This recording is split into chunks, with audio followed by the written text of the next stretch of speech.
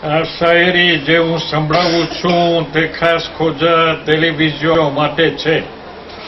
અલ્લાહ સર્વે જોનારોને સલામત રાખે. ઇલાહી આમીન. તમા વગરની જિંદગી. નબી નૂહ અલૈહિસ્સલામ એક ઝાડ નીચે કરતા હતા અલ્લાહની બંદગાની. દુનિયાની તમા વગર તેઓ બસર કરતા હતા તેમની જિંદગાની. એક દિન અલ્લાહે તેમને કહ્યું રાહત માટે બંધાવો એક ઝૂંપડી. ત્યારે નબીએ પૂછ્યું, એ અલ્લાહ, મારી ઉંમર તે રાખી છે કેટલી? અલ્લાહે કહ્યું 900 વર્ષની ઉંમર મેં કરી છે નક્કી. નબીએ કહ્યું થોડા ટાઈમ માટે મને કરવી નથી ઉપાધિ. આટલી થોડી જિંદગી માટે મને નથી કરવી ખોટી વ્યાધિ. મારી રાહત માટે ઝૂંપડીની ગરજ સારી છે ઝાડની ડાળખી. આજ ઇન્સાન 100 વર્ષની જિંદગી માટે કરે છે દોડાદોડી.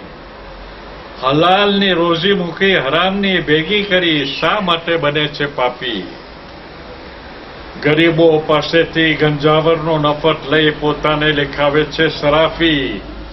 હાઈનો પૈસો રહેવાનો નથી, અંતે છે તેની બરબાદી. એક કહેવત હંમેશા યાદ રાખવાની છે કે સંતોષી નર સદા સુખી.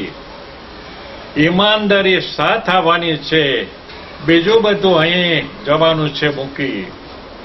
કાસમ કરે અફસોસ અપની મોત સે કોઈ બસર નહીં. અહીં તહીંથી સામાન 100 વર્ષનું ભેગું કરવું છે પલકી ખબર નહીં. જ્યારે ઇન્સાન દુનિયામાં આવે છે હસીને કહે છે તેને મોત.